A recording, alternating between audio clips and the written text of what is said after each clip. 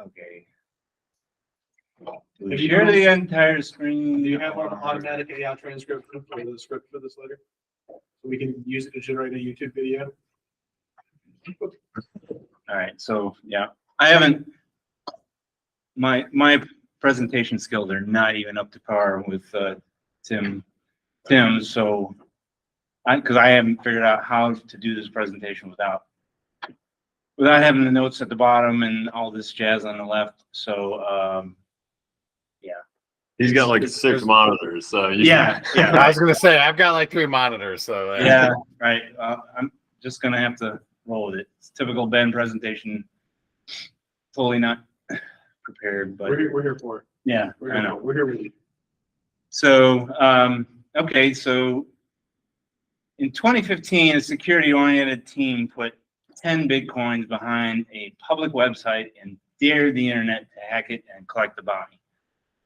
They were testing their implementation of MTLS in their new library operating system, Mirage OS. They called their site the Bitcoin Pinata. 3 years later, no one had collected the bounty. Maybe the best hackers in the world had just kind of decided to take off for 3 years, but I don't think so. They were trying, they just couldn't get in. And the reason was because the technology they were using is called Unikernel, also known as a library operating system. All right, so the presentation I'm giving today was given in June of 2 months ago at Southeast Linux Fest by Brad Whitehead. This guy, he's the man. He is the chief scientist at Formularity, and he was the chief scientist at Accenture, who implemented the Aadhaar system for India. Well, what is that? Well, it is the payment system for India that pays 1 billion people. When the Modi government came in 10 years ago, they just decided to give everyone a job and made their welfare system part of that. So if you were an old lady whose job was to sweep a street, then that's what your job was, and a paymaster would come down and pay that lady some money to sweep the street. Now, the deal was she was supposed to get 5 rupees, and she would come down, and the paymaster would give her 1 rupee and say, well, I'm keeping the 4 rupees for a service charge. So there was a huge amount of corruption, and Brad went in there and figured out that he's a biometric guy. He said, "Oh, everybody's got a face, 2 irises, and 10 fingers. I can figure this out." And he did it. And the way he did it was using this. He read a 1973 paper from a computer scientist and figured out that the problem he was trying to solve was the actor model, where you have to have a giant queue and many actors acting on that queue to take a little piece of work away and do it. Say, authenticate a person, or take this fingerprint and authenticate it. He figured it out. So this is his presentation. He gave it last month at July 11th to my Cololog, and I posted that to the group here. So this is a rebranding of his presentation. And who am I? I'm Ben Francis. I'm a developer with the Department of Defense's Platform One, an open source project. Yes, you heard that right. It's an open source project. I'm the world's okayest developer. And I'm president of the Columbia Linux User Group since 2009. And I gave a presentation on Bitcoin in 2011 when Bitcoin was $1, and somehow I'm still not rich. So take all this information with a grain of salt. So you obviously didn't believe in Bitcoin at the time. No, I got burned. I got cashed burned out a too little early. couple of 3 years prior to that, and was a little bit jumpy about speculative investments. All right, so Yeah.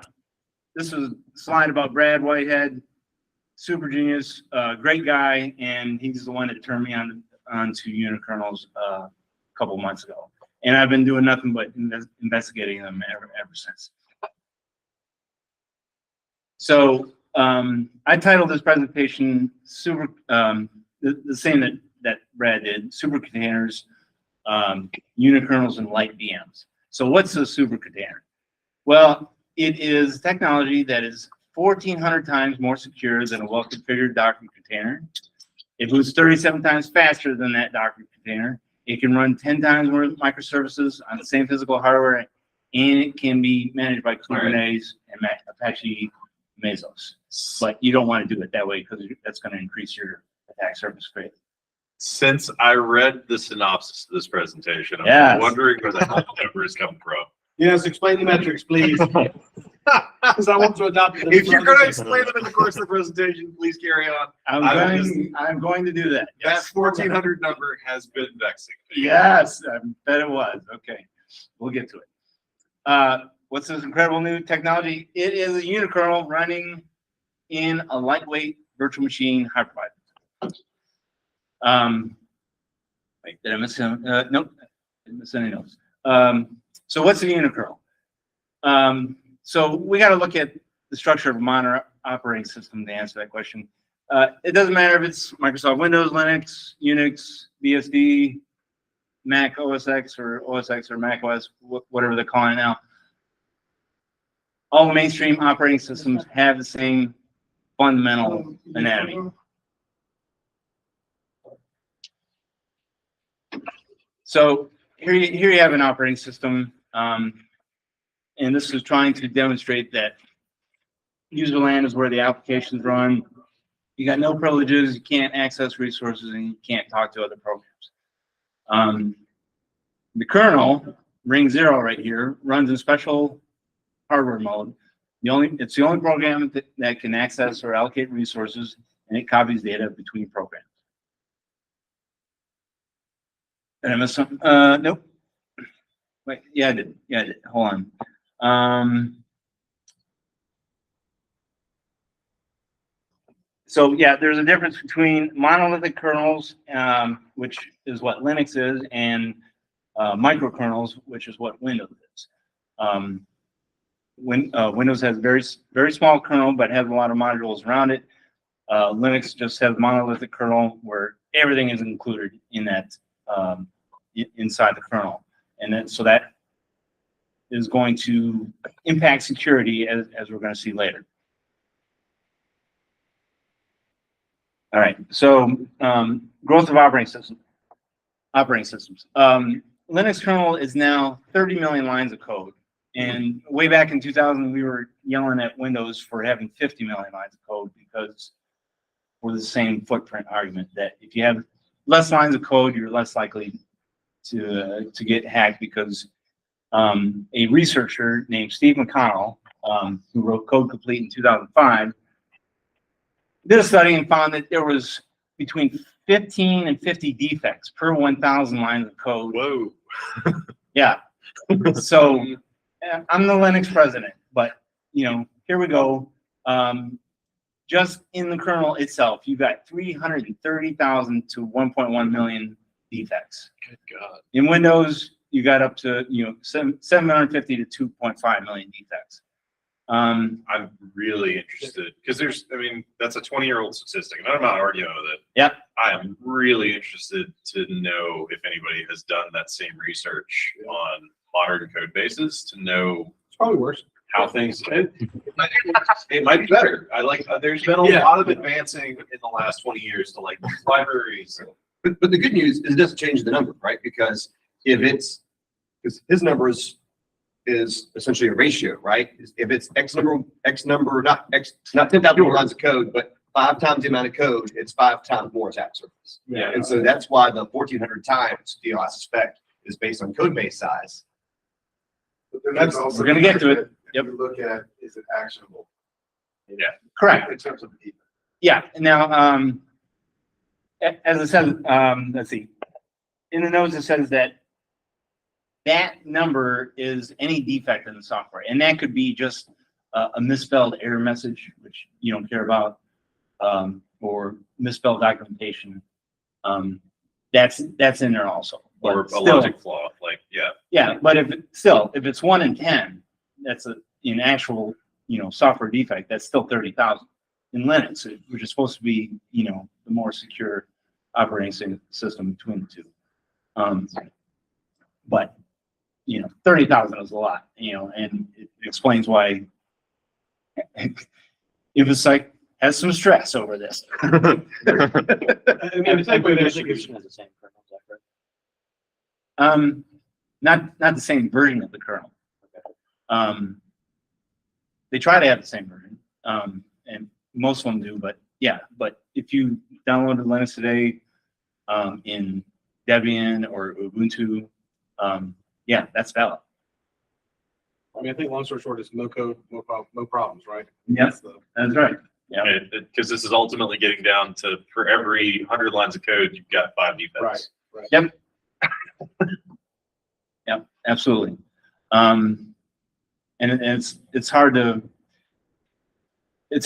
verify it all. So it gets worse. That's just the kernel. The kernel- It's security, of course it gets worse. Yeah. I'm not saying anything you don't know. Great presentation, This double is here. I'm leaving. You guys are about to switch from going across the veins to long way. I've got a bigger shovel in the trunk. Do I need to go get it? So yeah, the kernel needs support software to boot and perform standard services. So this support software, along with other applications that come with an operating system distribution, is that user land I referred to a moment ago. Red Hat Enterprise Linux is the leader in Linux software for businesses. Well, until they went closed source. But their user land software is about 420 million lines of code, or about 6 times. So now we're up to 21 million defects running on your bank server. Awesome. Can it get even worse? Yeah. Switch to the long. I knew you weren't done yet. Yeah. Why is the kernel so big?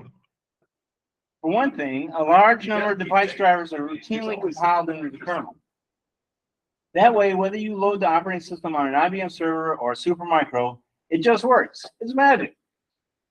There are device drivers in the kernel for hardware that no longer exists.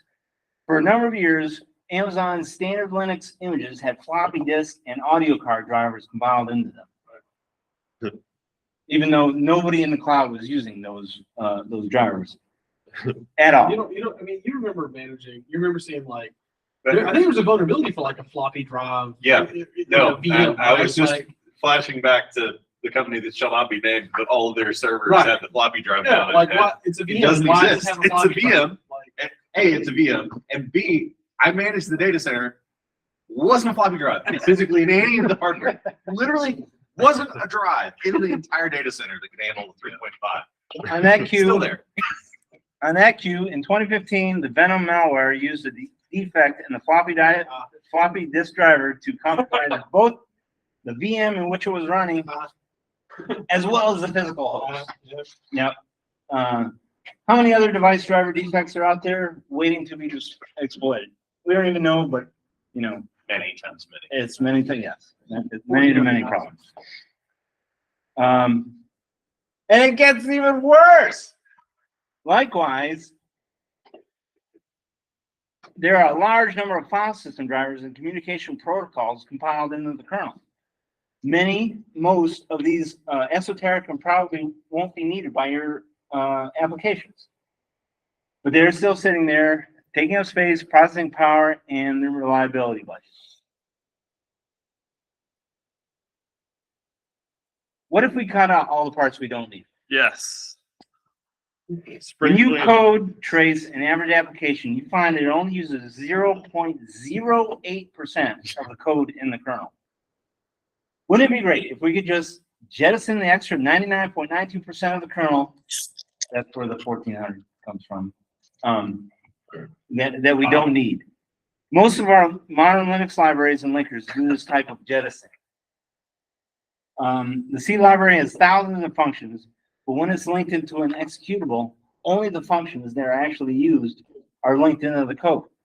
Wouldn't it be great if our kernel only contained the functions we need? So is that analogous to like programmable hardware? Essentially like basic. Yes, that is exactly analogous to that. A disk drive. The software that runs on a disk drive is a unikernel. Because you definitely know the hardware. You got one driver running on it, and And it's that's mission it. specific. No users or anything. Correct. Just yep. You get a sticker. Yeah. So, what about actors and microservices? So what are the functions that we do need? Let's make a list. Let's assume our application is a microservice or perhaps a Internet of Things application. It has to run a single application as a single user with a known set of hardware drivers and one or two communication protocols. So the important things to take away out of that are speed for startup and latency. What do we get out of this? We get speed for startup and latency, reliability, security, and repeatability.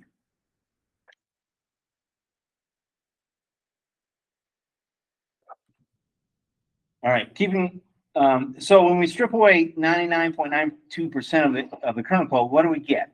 Well, first, security. We get a greatly reduced attack surface. Brad likes to go with 99.92% here. Let's just say it's 99.9 and go with 1,000.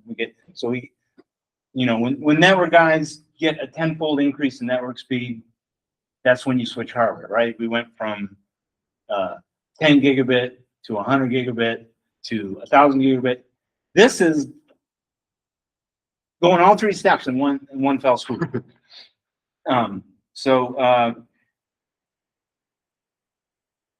So yeah, we get the greatly reduced attack surface. We get potentially a small enough subset to be mathematically verifiable. Who is that important to? Who really cares about mathematical verifiability of a small set of code? Data scientists. Data scientists that work for Cloud providers. a very special 3-letter agency. The NSA, yes. They are absolutely wanting that, and they may already have it by now. The unikernel training started in 2014, 2015, and seriously died out in 2016, but, Yes, good. Yes. that, I don't know why that happened, but it kind of did. I was about to say, was it good? Yeah. But Brad kind of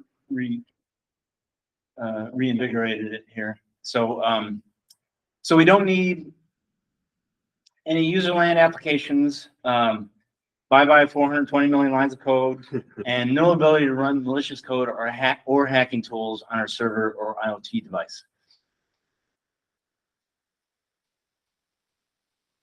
More benefits. We can statically link everything, including the kernel functions, and our software becomes immutable.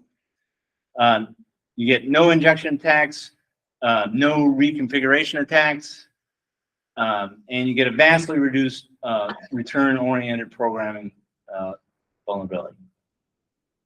And you get increased reliability and improved security means, reduced DevOps costs. So we're not really doing DevOps, we're doing VMs now, not doing containers. Also, we get increased performance. Smaller, less memory-intensive images mean more virtual machines per hardware server. 5 megabyte virtual machines equals 10,000 VMs per physical server. And we're assuming like 128 gigabytes on the server of memory. And that's smaller than most Docker containers. We get 6 millisecond boot times. We get 45 microsecond throughput times because you don't have any context switches, no information copying, and you got a single address space.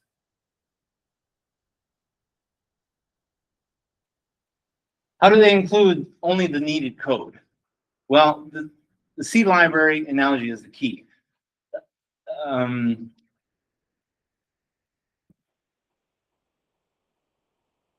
So let's look at the C library. The C library presents a standard POSIX interface to the application C code. When a function in the library is called, the library prepares all the parameters and then executes specific operating system calls. Why don't we combine the C library and the kernel code it calls? Then, when we link in the C library code, we get both the POSIX interface code and the underlying kernel functionality.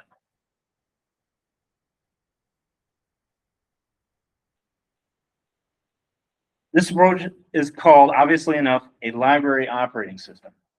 The common operating system functions, drivers, and protocols are written as a library of functions. When you link these library operating system functions to your application, you have a single executable that runs directly on hardware or a hypervisor. In other words, you have a unikernel. Sounds too much like a unicorn. I'm beginning to believe like this is unbelievable. I just need you to believe at this point. So, It's possible. I see the horn growing out of your head. so go back to the C library. So is it, sorry, I'm struggling. Yeah, okay, so there's, C library has over 2,000 libraries in it that you could pull in with the import standard. Okay. But you don't. You only import the stuff you need. And then, so that tells the C compiler and the linker not to pull all that stuff in. Okay. So So why it's can't the like, kernel do the same thing? instead of pre-packaging all of the stuff in the kernel, instead of pre-packaging all of that, instead have it do some sort of assessment, whatever, look at the hardware, look at whatever you're running on, and then look at that library and say, give me those pieces, and then build it kind of real time in a circuit, if that makes sense. Like, Yep. So think of a server operating system as a generalized piece of computing software that's meant to run on any given hardware. And this is saying, fuck all that noise. We don't want to do that. What we want to do instead is I want to run on this specific hardware that I know. And you don't care what hardware it actually is, because what you're doing is you're deploying a VM. So it's a virtual machine. You know the virtual hardware you're always going to get.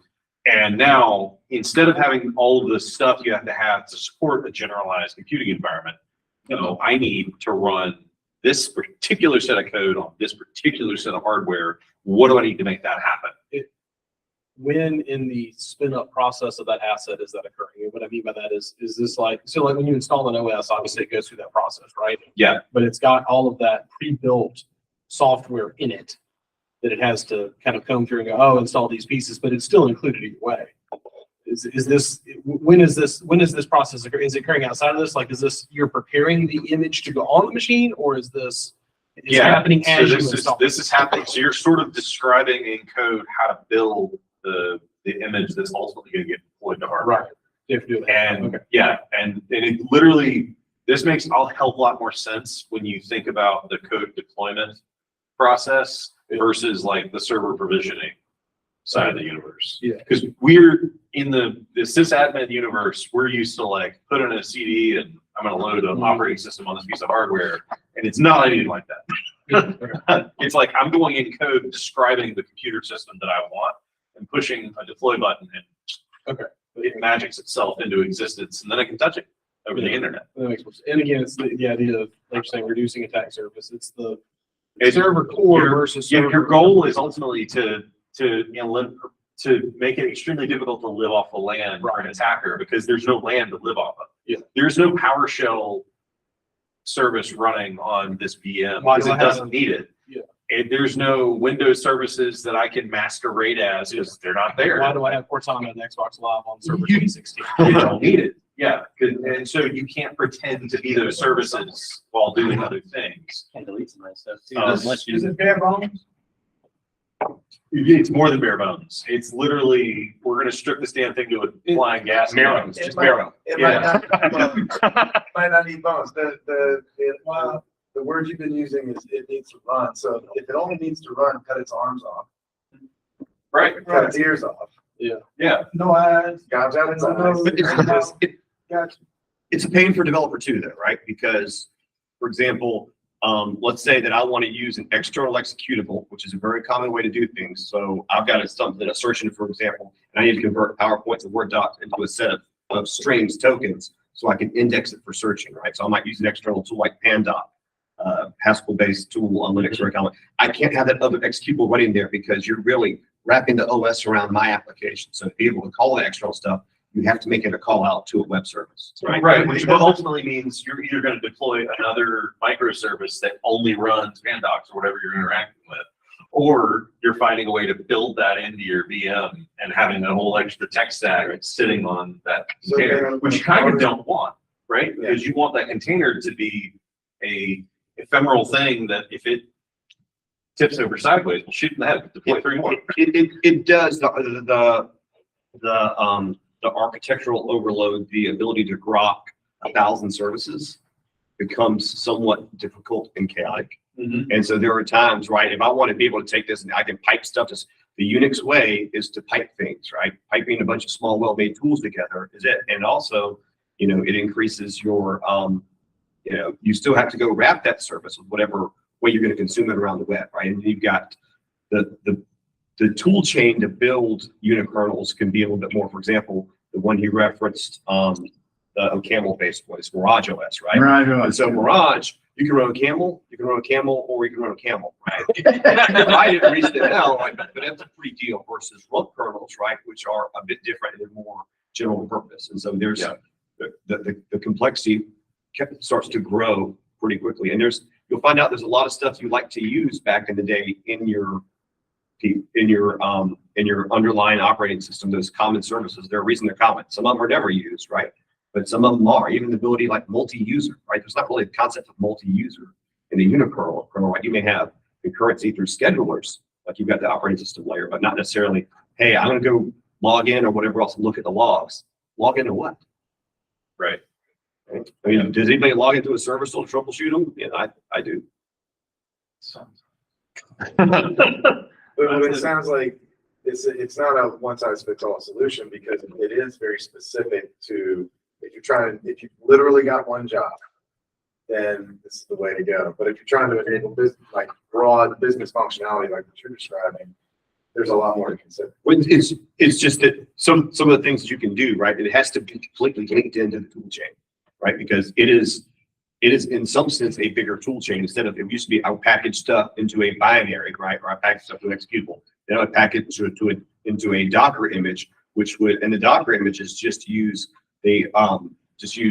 use partitioning capabilities, C groups built into the Linux kernel, right? To amortize the cost of Linux kernel. And basically Dockers are user space. Unikernels go a bit further and everything is zero space, right? The difference between kernel space and user space, it's just space. Right, and it becomes smaller address, which I think is what has the ROP chain, the return-oriented programming, less vulnerabilities because you don't have all that space and free node addresses. You can't exploit something. Right. It's like break into a house and there's no furniture. What are you going to steal? There's no rooms. I take it this kitchen. These are things like my brain imagines the person breaking in the house and going, where are the walls? No, What's happening there? No, you see a front, the front facade, and you open the front door, and you're stepping into the backyard. That's how micro this is. Wait a minute. Now I'm on the Star Trek episode where they got stuck in 2D space. It's a great thing. Oh, man. No, I'm in there. All right, big That was good. That was good. I liked it. Yeah. So, all right. Visually, this is what a unikernel looks like. On the left, you have a conventional software stack. The bottom 4 layers are operating system code. They run in ring 0 and can access the hardware directly. The top 3 layers are user land and application code. They are unprivileged and run in ring 3.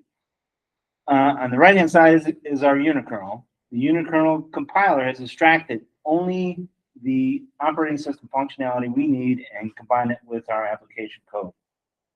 For the most part, we don't need any userland code. Our new unikernel runs in ring 0.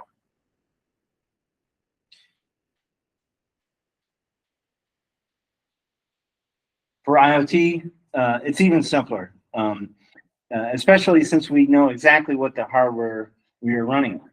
You just got the hardware, you got that driver, and the library OS, and then your application, like we were talking about the disk drive. So, but a non-obvious benefit of this is that you don't have to worry about levels of permission within the operating system, right? Because everything's running at, I don't give a shit if you're running as root, because the container is built to do the one thing, the only thing it can do, and you can't compromise and get root access on the box because it can only do the one thing it was built to do anyway. You got the key to the house, but there's no furniture. Right. Like I can get to the vacuum cleaner, but it's a vacuum cleaner and it can only do vacuum cleaner things. And if I needed it to also be a drill, well, that's a different VM. Yeah. And I can't turn my vacuum cleaner into a drill. Yeah. So that's one way to run a unikernel. Turns out it may not be the best way because if you're running Node as a unikernel, a application that is known for a lot of vulnerabilities, it can get direct. If you exploit Node and figure it out, you can get direct access to the network interface, and then you've got access to the network hardware. So that goes back to your previous slide where it showed that the application and OS were running, because if it's the unikernel has access to the hardware, right? Like it's running at that layer. If the hypervisor allows it. Okay. And there's like 10 different ways, probably more than that, of designing a unikernel to run. There was like 10 different projects started out doing this in 2015. And I've done a lot of research on this and found there's only like 3 left. There's like Mirage OS, there's Unicraft, and then there's Nano VMs. And interestingly, Nano VMs said, okay, we don't want to run in ring 0. We're going to have our little kernel that runs in ring 0, but we're not going to have the application running that because then it would have direct access to the network, and we don't want that. So they took a different approach to that, and it's interesting to me. But they're still alive and they're doing business. They're doing business with the Air Force. I work for the Air Force right now, or DoD, and we haven't adopted their project yet, but they have been adopted by another Air Force project. So yeah, it's interesting.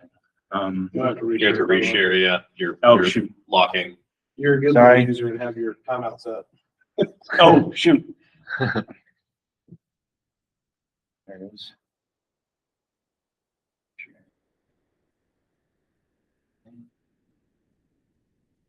I do apologize for interrupting. I almost apologize. No. It's full of sense. I don't want to really apologize. Good stuff. Yeah, recursive. Get that. Kind of into it, honestly. How's that one? All right, so, but unikernels are only half the answer to small, fast, secure containers. The other half is lightweight virtual machines. All right, so containers have changed the way we have developed and deployed software. Applications are being deployed as complete images ready to run instead of being installed. Containers are replaced rather than being patched. Containers support the concept of microservices, allowing complex applications to be built from single function services wired together through orchestration managers like Kubernetes, like Apache Mesos. These multiple containers can be started and stopped in response to traffic loads. It's been a win overall, but we can do better. Drawbacks of containers are that there's limited isolation between containers. It's not a security mechanism. It's difficult to strip down user land and chain and container images. The bloat consumes memory and processing resources, and you got differences between the production and development environments. Containers are generally sold on the fact that development and production are supposed to be identical environments, but in reality, they never are. You have development and debugging tools in the development container that you better remove from production if you're interested in security. So hence the two environments are different, and you want them to be. The difference may not make a difference, but then again, in an accidentally unsatisfied dependency may be discovered in production at 4 a.m. and then that makes the ops guy's life hell. All right, so meanwhile, VM technology has not stood still. Recent optimizations to both Xen and the Linux kernel-based virtual machine, or KVM, hypervisor, as well as the new hypervisors like Firecracker, have significantly reduced the startup time of virtual machines. They've reduced performance, robbing overhead, and this new generation of hypervisors are called LightVMs. LightVMs, as in terms of speed, they're combined with Unikernels, and these LightVMs can launch microservices in as little as 4 milliseconds, 4 thousandths of a second. Linux, and that's on par with Linux, the Linux kernel's exact fork time, which is about 1 millisecond, and compare that to a Docker type container startup time of 150 milliseconds.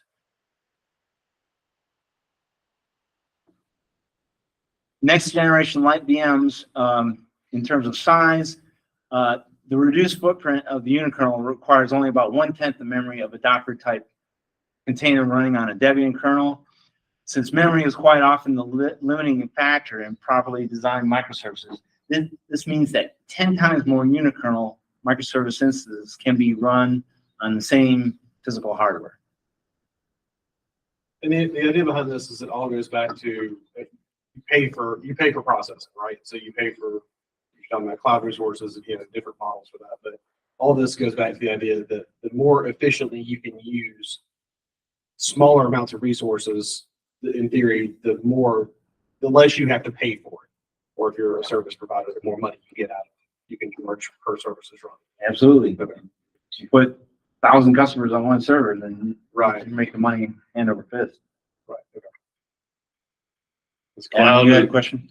Is cloud what's pushing this last 10 years or more? Well, absolutely. Yeah. I mean, cloud got big in 2012 and hasn't stopped since. So Cloud's definitely powered by it. Like this is how this shit works. yeah. The question that comes up for me though is this the beginning of the shift away or the evolution away from the centralized data center, where you have lighter weight and more specific applications running where they don't require that level of compute storage and care feeding and maintenance, where you could potentially have a mesh of devices interconnected that are running this privately, or sort of think of it as open source computing, open source OS on specific devices for specific functions. So we're way in the future space, but as we saw that, generalized computing, you got Steve and Woz and Bill Gates waiting to steal everything. But they're developing this machine that will do anything. And now we're developing machines that do one thing and do it really fast, really efficiently. Are we outpacing, is the development going to divorce itself from the need to have massive computing and efficiency to where it can run lightweight in ways that we have? Sorry, that's Web3. way future. That's Web 12. Well, yeah, it's a great question because if I was designing a data center with so many so much, thousands of servers in it, then I would think it'd be normal to have, a service mesh that would just cover all the machines. And Or what if you're trying to catalog land ownership in a place like Afghanistan? Yeah. Which folks have tried doing through, the technology escapes me. It's what cryptocurrency is based on. They've tried Bingo. blockchain. I mean, but blockchain has been tried to do something similar, but the idea that it's much more complex than that. If you're actually trying to impact the real world in some way, perform a function, is it possible that you could get lightweight enough and efficient enough to run it anywhere? Gene Roddenberry's beaming right now. Yeah, buddy. My brain retreats home to an old argument, an old debate about which was the superior form of computing, right? So when I was learning how to work in the IT field, the big debate was between mainframe and non-mainframe computing, right? Because in the mainframe, everything happens in one hardware silo. And that's kind of where we're driving back toward now, right? But it worked really well. It did. It still does. It does. Billions and billions of dollars worth of computing work gets done on mainframes all over the world. And I'm not trying to say that I disagree and I don't think mainframe is the way to fly. But everything driving back toward cloud computing is kind of driving back toward that model. We're going to consolidate all of our computing power into one place, and we're going to throw all of it through that technology stack Yes. to get the work done. When you limit yourself, when you look at it from the perspective of traditional computing, in the sense that without leveraging machine learning and AI, without factoring in things like quantum computing, and I know we're getting into spaces that I am not going to talk about, but the possibilities, the iterative possibilities that makes available is the idea that if you have AI deciding what parts of the OS are going to be are going to have access or kernel access to the hardware, I don't know if in real time, but if you're talking about being able to deploy new Docker containers literally in milliseconds, there's decisions that can be made, and then that's a whole other level of security that is no longer on quote unquote security professionals, but it's putting the onus back on the developer, which is it never really left. But now in terms of the level of responsibility and discipline that's required, I think you're seeing we are talking about a paradigm shift. It drives a lot more responsibility onto managing your code base and managing the entire changes. pipeline. Yeah, Yeah. absolutely. So anyway, So could you say that a LightVM is a micro mainframe? Some people can't see the world burn, right? I am that person, yes. Let's fire up the US. Let's see. Hand me the Molotov, I will throw it. I feel like we might have a new idea for a logo for our t-shirts.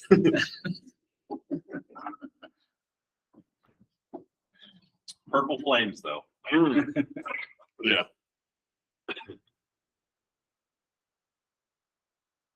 all right, so here's I had to throw in a graph here. Here are the boot times for on a 64 core machine with 128 gigs of memory versus Docker containers. You can see that the top line are Docker containers being launched, starting at 150 milliseconds, going to 1 full second at the 3,000th container launch. The line doesn't extend beyond 3,000 containers because the physical machine ran out of memory at that point. Now notice the red line. And, still 3,000 containers on one machine is pretty good. How many Windows boxes can you get on one physical server? With 128 gig, Yeah. 10. Really? It depends on how, Yeah. 8 gig is a pretty standard right now for, Windows Server. So to do anything worth a shit. Fair. Yeah. So, Okay. yeah. If you want to run a calculator on that server, that's the Yeah. right. I'll say Minesweeper. Yeah. So they all, okay, notice the red line. Those are all equivalent functionality unikernels. They all launch at a fairly consistent 4 milliseconds. Memory exhaustion now occurs at north of 8,000 unikernel VMs on the same hardware. Who would have thought you would get 8,000 VMs on one server? Did it stop there, or that's where they just stopped measuring it? Like, did it run out That's of where it memory? ran. That's where it ran out of memory. Okay. Yeah. Remember the old C10K challenge? How many HTTP sessions a single web server could support? Well, the new equivalent is VM 100K, running 100,000 VMs on the same physical host. Think what that does to cloud computing economics. Amazon going from 300 VMs per physical server to 100,000 VMs. Okay. That goes back to what I was saying earlier, is you can do more with the same. Yep. Yeah. Therefore, the services stay the same price because then you can get more as a service provider. Yeah. Or they go up because you've agreed Your profit skyrocket. Yep. And so this is saying instead of using Docker, use like a LightVM with Unikernel. Right. Yeah. Kubernetes is not necessary at all. In fact, if you use it, it introduces vulnerabilities because you're bringing back in the 30 million lines of code. And help me remember. So Docker is on top of a machine that would be running, right? And like Docker runs on top of Linux. Right. Now, you can run Docker on Windows, but Windows is spinning up a Linux kernel before you can do that. And the LightVM is even one layer down from the OS. Or is it? Yeah, it's you got your hardware, you got your hypervisor. Could be VMware, it could be Amazon's Firecracker, whatever. Mm-hmm. And then you got your Unikernel. So there's no free lunch here. And Docker is still a thing.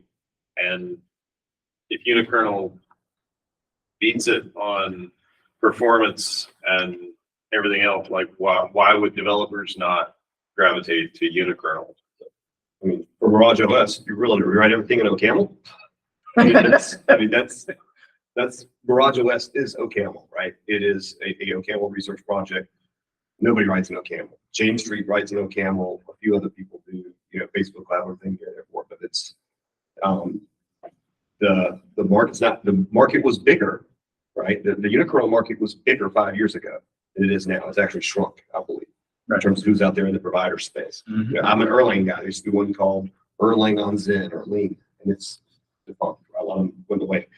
Kubernetes buys you a lot. Buys you scheduling. It includes a DNS control. Gives you key value stored like console, right? Or whatever one they're using now. There's things for automatically restarting services, your redundancy, system D, right? As you get in the Linux space. All these things that we take for granted, standard way to package and redeploy stuff, right? We're used to having more than one thing in the same place, and people people ride or die in Kubernetes. What problem are you solving? Is that what you're describing? Because it's much more ops centric, what you're describing, versus when you have a focus on usability, when you have the end user experience. When you have, it's striking that balance between portability, agility, speed, but also what can it do? Do you want a Swiss Army knife or do you want a smartphone? It took a long time for people to go from metal to virtual machines, the virtual machine orchestration stuff using vSphere, to go to Docker, and to go to container orchestration like Mesos, the DC Mesos, whatever it was, and then to the service mesh that goes on top of it in the form of an Envoy-based service mesh, such as Istio, such as Amazon will last, there's multiple service mesh. Istio is the winner, I think, in that space. But those things all take time, right? And for a long time, there wasn't Kubernetes there wasn't containerization on Windows. So what are you gonna do? Take your .NET stuff and port it to, Python. that's not a thing, right? So Right. it's there again. There's no free lunch. It just depends, right? But there's things that you buy there. Security personnel, right? There's no what are your security things that are built in, right, to your base image? There's nothing. Right.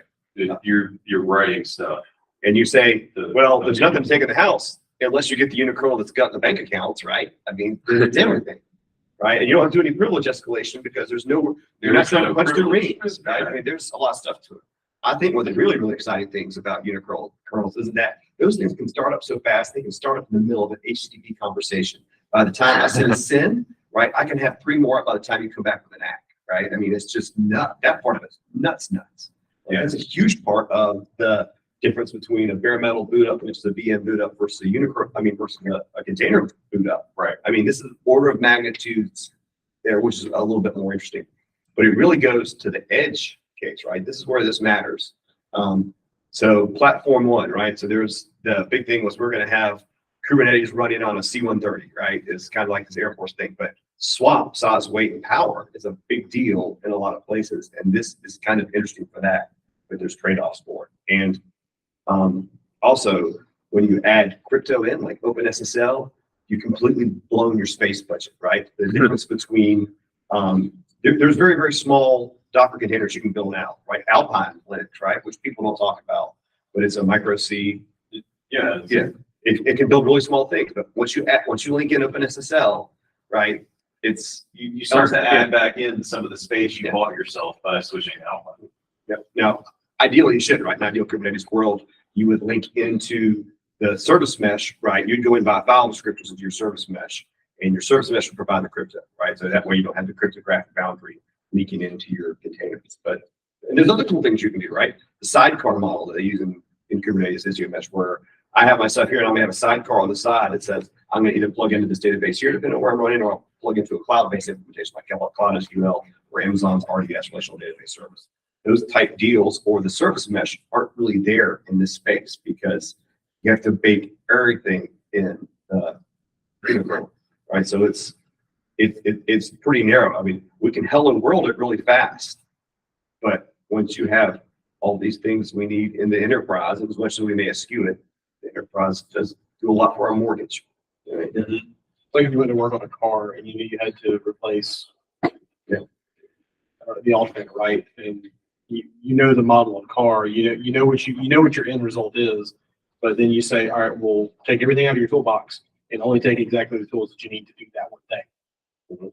Great. I have really fucking terrible news for you as a home mechanic. And so I think that's You don't have everything you need. That's where that's linking to in my head is like, and so you don't have one tool. Okay, well, great. Now you got to go get it. Well, that's the same idea as like, Yeah. there's a level of difficulty there that like when you're coding this or when you're putting all this together, you've got to know the end from the beginning and then only put in what you need in, because else you're kind of, the more you add in, the more tools you put in your toolbox in case you need them.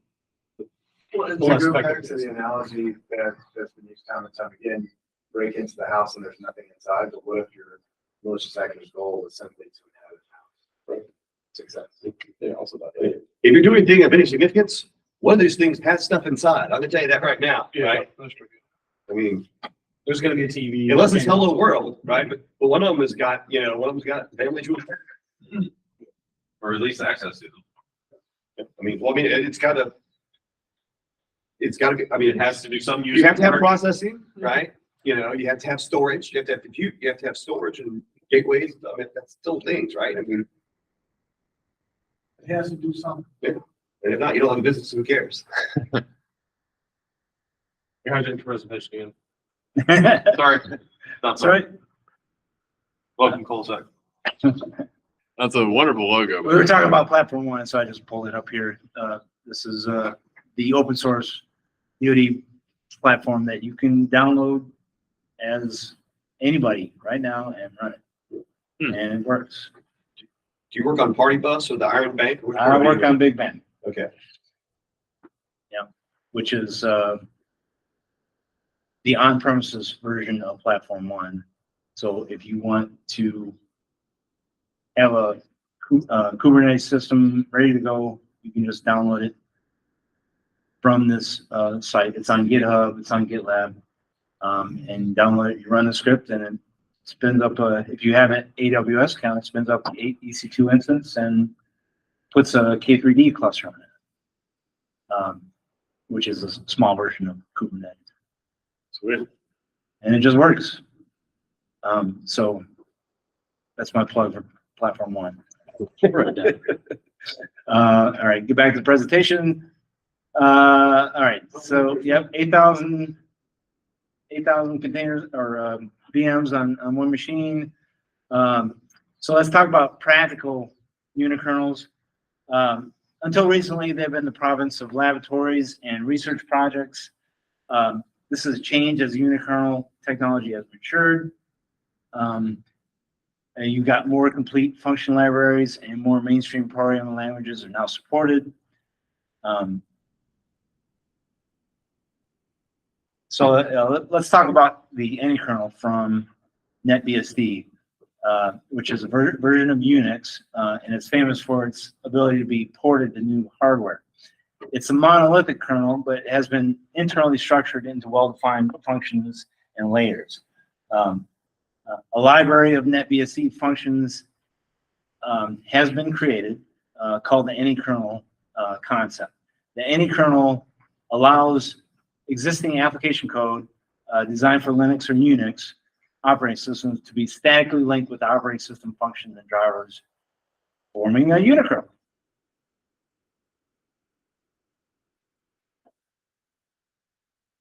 Another approach from the ground up is NanoVM's ops. Ops is the staging software, and Nano OS is the operating system. So NanoVM took a look at this and says, well, what does a modern cloud application require? You need a packet interface for network communications, you need a block interface for storage, and you need a serial port to output console data. So they built it. Starting in 2019, I believe. And they wrote these interfaces from scratch in C++, plus the other necessary POSIX interfaces. The vast majority of existing C and C++ applications will link successfully with NanoVM's ops unikernel. And if we your development example, sorry, it just hit me. So it's kind of the example of gaming consoles, like Sega Saturn or Sega Dreamcast, or even earlier, like even the PlayStation and things like that, where if you were going to create a game, you had to create it in PlayStation's, like you had to use their code because that's the only thing that would run on their system. I think it's kind of that, like ideally it runs better if you use their code on their system because there's less other crap, but then you cut yourself, you can't run it on Xbox, you can't run it on other systems. So well, what do? When you create a game as a game developer, you want to be able to deploy all those because you can make money, but then you've got all the crap that comes along with having to run it on an Xbox and a PlayStation and a, so anyway, sorry, let me say that. Yep. So what I'm showing you now are the 148 total packages that exist in the NanoVM's ecosystem. And you can see the namespace they're using here is Iberg, because Ian Iberg is the CEO of the company, and he compiled most of these things. Yeah, you got all of the standard applications that you can think of. Nginx, console, Caddy is a web server. Not all included out of the box, but you can easily just add them to whatever you're deploying.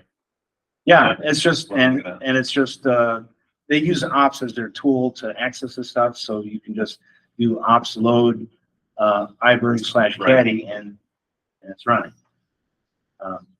And it's very fast, and it just works.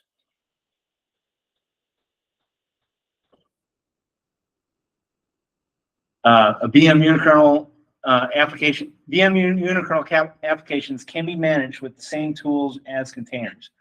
But as I mentioned before, you probably don't want to do it on Kubernetes because you're going to get all the vulnerabilities of the Linux kernel if you do that.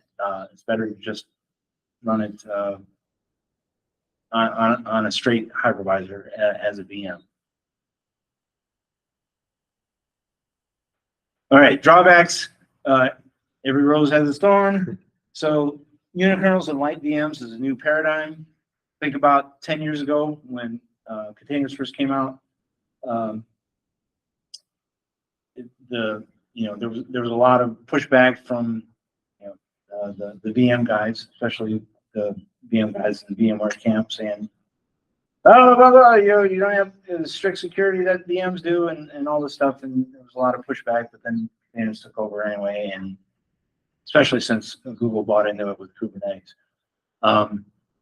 So you got new paradigm. It's you got a lack of experience out there. You got a limited selection of libraries and build tools, and existing application may require modification.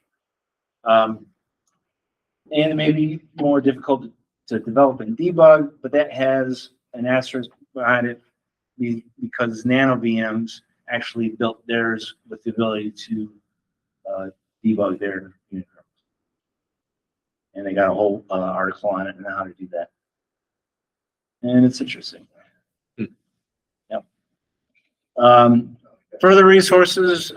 This is hard to see. Absolutely unreadable slide. Sorry. That's all right. I can't make it. No, that's fine. Oh, wait, Yeah, I can. that's Okay. an easy thing to just share in Slack or something. Yeah. All right, so these are all the references. And this presentation can be downloaded from Brad Whitehead's website at formularity.com/blog. Let me show you Brad. Where'd he go? There he is. Here's Brad. Just giving the same presentation to Linux or Southeast Linux Fest just 2 months ago. Man, those tabs at the top. They are. That many tabs in I'm a tabaholic. Madness. Right, it's on a bike, man. This is just one window. I have 7 other windows with that many tabs. Unikernels. Very nice. The Docker desktop actually has 3 unikernels inside it. Yeah, so the technology is being used by the people in the know. I think Netflix has got some awesome developers, so they're probably using it somewhere back in. So does AWS, so it's probably what's powering Lambda.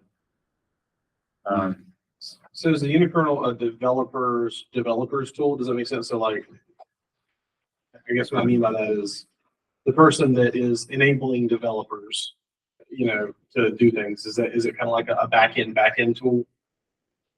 Yeah, in a way. I'm going after unikernels because of the 1,000 times increase in security because of the 1,000% reduction in footprint size. I mean, security is a Wild West right now. I mean, our grandkids are going to be looking back these days. How did you do anything? Yeah, I mean. Yeah, but why did you do it that way? What were you thinking? Something that occurred to me while you were wrapping up is that in my entire career, when you install a piece of software in your system, you've got very limited options for how it provisions the access for that particular application, right? It's going to run at a certain privilege level in the operating system. I've got very limited choices there, and it's going to have certain permissions. And if it's running under my credentials, it's got access to everything on disk that I've got access to. Right. And this is sort of flipping that on its head and saying, no, I'm going to give you access to only the things that I know you need. And that's all you're going to have access to. Because it's going to, inside that micro VM, even in Docker, you're limiting how much that bit of code has. If you flip that piece of code over and you have total control over it, you can only access the things that code is able to touch. And inside the micro VM, then that's a very limited subset of the computer. And so if I'm looking at my computing resources and trying to limit access to them based on process, this is a way to get at that. And from, it feels upside down to my system-centric brain that's been managing whole computers my entire career. But it makes a ton of sense from I've got a limited set of functionality that I need this code to execute, and I want to limit it just to that scope. Yeah. It's really kind of an ideal fit for microservices, because microservices are only supposed to do one thing, and it's supposed to live on some server somewhere and just do its thing. Well, if that's all you wanted to do, then Unikernel is a perfect fit for that. Yeah. So did I understand correctly, the appeal to this for you is speed and security? It's security first. Well, and so that actually, how many other people develop, how many care about security? Developers? I think I'm the only one. How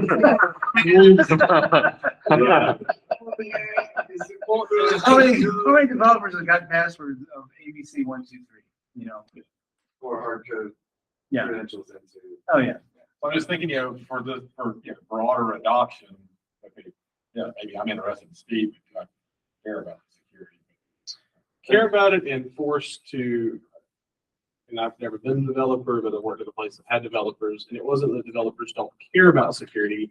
It's just that they were second to the sales team who made promises to customers that, we've got that functionality, and then they go, hey, developers, I told the customer we have this thing, we have it. I'm like, no, we don't have that. We need it in 3 weeks. It's like, oh, we'll do it. And so they start, bubblegum update, wrappers, they go, hey, so. Yeah. Developers got stuff to do, and And quite frankly, you're not gonna let security pull up the train. yeah, I mean, quite frankly, in the dev space, it's more about outcomes than it is Right. about solutions. And so the idea that put the processes around that that was one of the biggest fights that I learned early on in my career that I had to fight, was getting the security team involved much earlier in the process, so that there was at least some awareness, that there was something to comply with. Yeah, it's going back to the mechanics situation, right? Like the developers want to have all their tools in the toolbox. Because it's very arduous that you get to the job site and you don't have the tool. Now you gotta waste time to get the tool. I don't want to take a tool bag with the thing you're going to work on. Just take a tow truck out there and bring the thing here. I mean, yeah, to the sure, workshop. sure. I want the entire workshop. Right. So I used to be a caddy, and I love the guys who say, give me my motor, give me a driver, I'll see you on it.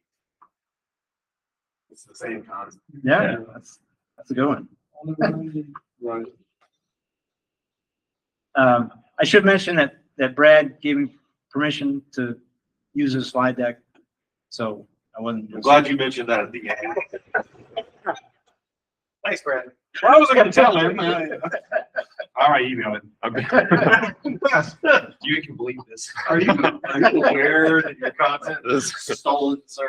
I thought it was Often you don't know me. I'm just assuming it's kind of like a drink the Kool-Aid kind of presentation. Like, yes, you want this here, try it out. So share freely. Here's where you share it. Enjoy your crippling addiction. I have a question about that Yeah. website. So the ops website, correct? That's how you spin up these uniforms. Yeah, Ops.City. Okay, so is that similar to how like Docker Hub works in a sense, or has nobody gotten around to building that kind of functionality? Because I feel What- like that that's, would really make it go faster. And once people are able to do this efficiently, and they have like Docker Hub available, and Docker Desktop, as you were mentioning, something like that for these Unikernels. Yeah. Here. Maybe that site just needs to add This is how easy it take is over. to use right now. You gotta reshare. Oh shoot. I don't want that.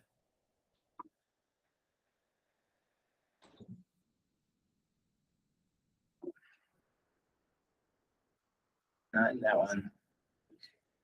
Yeah, all right, here it is. I got it. Oh, I got to reshare. Did I time Yeah, out? yeah, Oh, you're okay, all right. disconnected. No cookies. Awesome. No veggie tray, just cookies. You get me? Let's not kid ourselves. I got tired of throwing the veggie trays away, so compost, right? There you go. There's raisins in this cookie. You want to adopt a swine herd just to get rid of all the refuse. Okay, so this is Brad doing a demo that works. So let's listen. I don't know if it'll, It's not gonna play, it doesn't play audio. no, I don't, It's not gonna work. Oh, I'm sorry. the audio might not go through. If, Come on. All right, yeah. So he's on a Linux machine. He has done an ops package load, and this is the iBerg namespace, and he's loading the application node, version 16.5. He's specifying port 8083, and the -A is just a simple JavaScript file that is like hello world.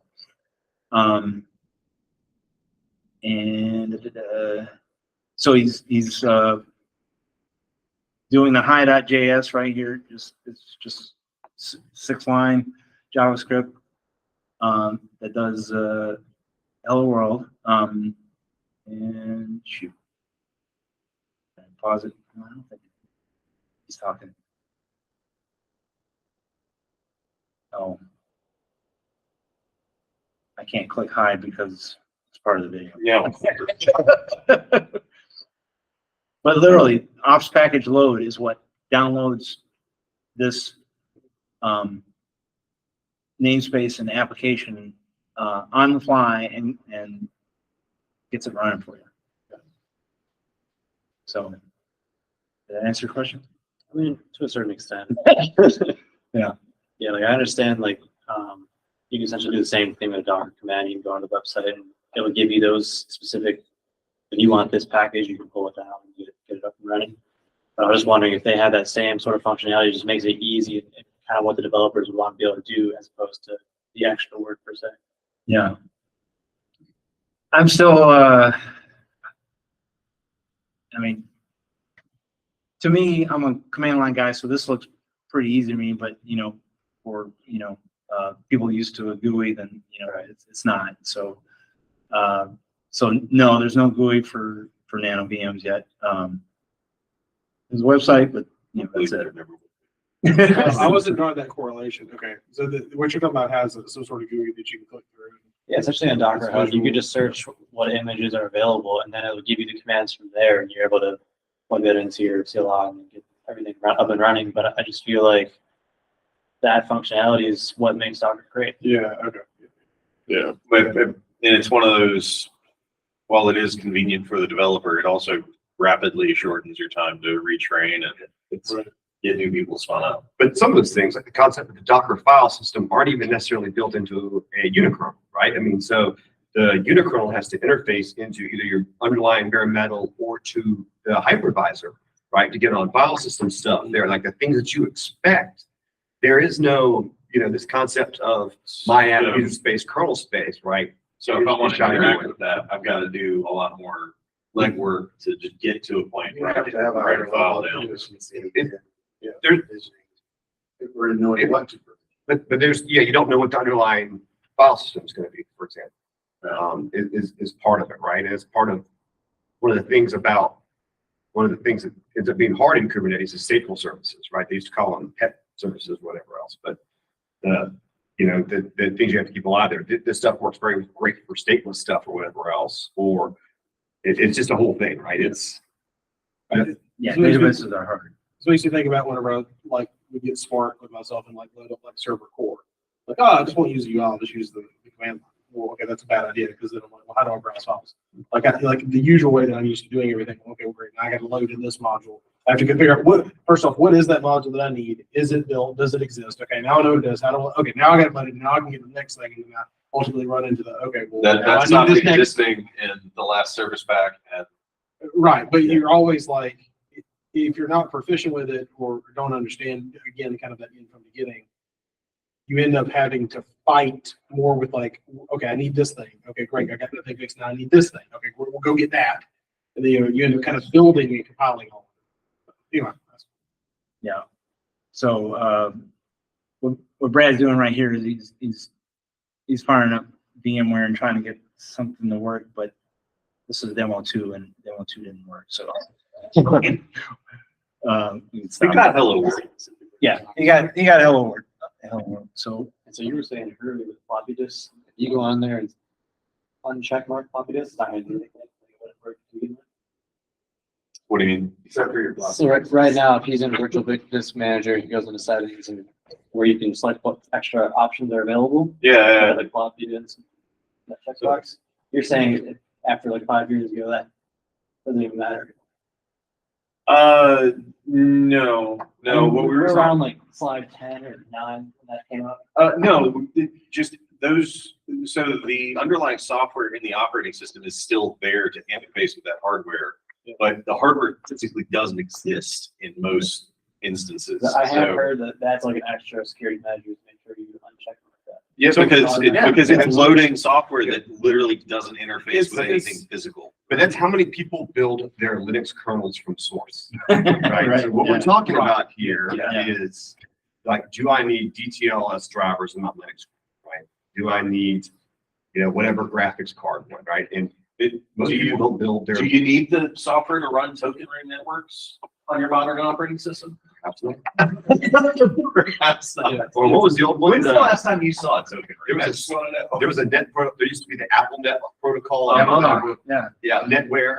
Mhm. God, Apple Net. And it's born out of like you were saying earlier, the idea that the dev has deadlines. And the idea that, well, we've got this that works, we'll build on top of it. Backward And compatibility, we'll build on top of it. backward compatibility for the last 3 decades has been